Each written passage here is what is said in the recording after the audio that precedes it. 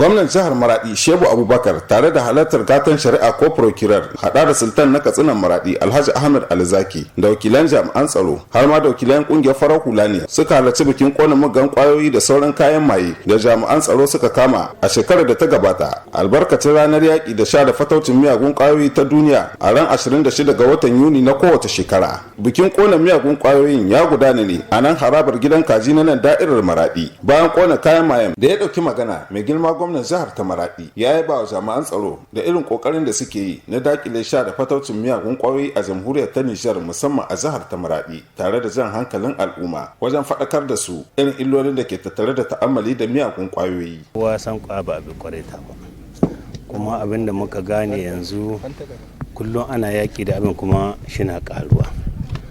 To abin da za mu ci sai mu kira ga uwayen yara dai na farko ko a hida ne shi kula da shi zan dibin inda shiga zuwa shi zan dibin abin da shiga shi kula, kuma nan daga nan ne za mu fara yaki da ita. Na biyu makarantun ne, inda makaranta take san abin da yara suke ciki, in babu karatu suka riƙo hanyar su ɗauki yaran. Yanzu hanya ba ta horo, mun gane horon da ta gani cuta na.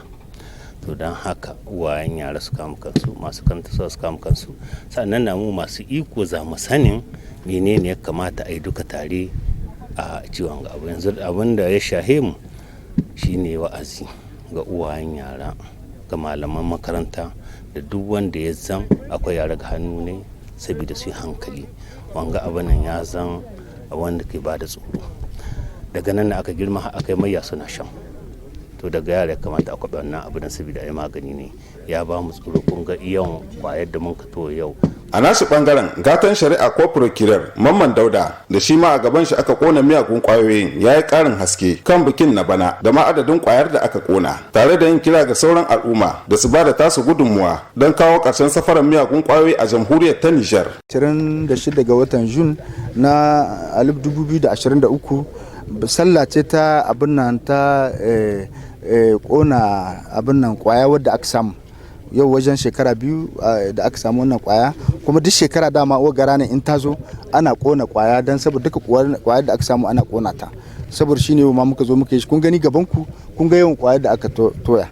Kaga an kwai lissafi wagga wiwi an samu wajen kilo 10,824, tramadol an samu 81,140, sauran kwayoyi kamar su diazepam wani an samu 10,913, saura kuma an samu wajen 5,000 da wani abu kwaya haka wadda ba a sa sunanta ba.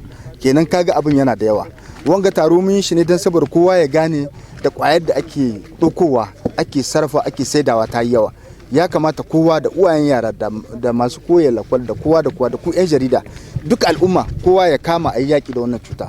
Gwamnati shi kadai yana yi bakin kokarin shi, amma shi kadai bai isa, sai kowane dan kasa ya yi wannan yaki, tunda yaki ne na kowa. Yau in duka al'umma ga ta lalace kowa bai jin daɗi. Gashi kuna gani ko a gidajen lakwal ko a wurare da yawa matasan mu ba su da komai sai shaye-shaye.